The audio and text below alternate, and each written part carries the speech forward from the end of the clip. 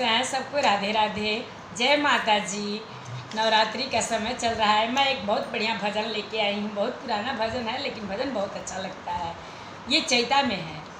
तो अगर आप लोग को मेरा भजन अच्छा लगे तो आप लोग कमेंट करके ज़रूर बताइएगा कि आप लोगों को ये भजन कैसा लगा है। तो हम भजन की तरफ चलते हैं। हाथवा कलियली मैया बासा के डलउआ, हाथवा के लियली मैया बासा के डलउआ, चली भैली माली फुलवरिया हो मैया, चैत महीनामा चली भैली माली फुलवरिया हो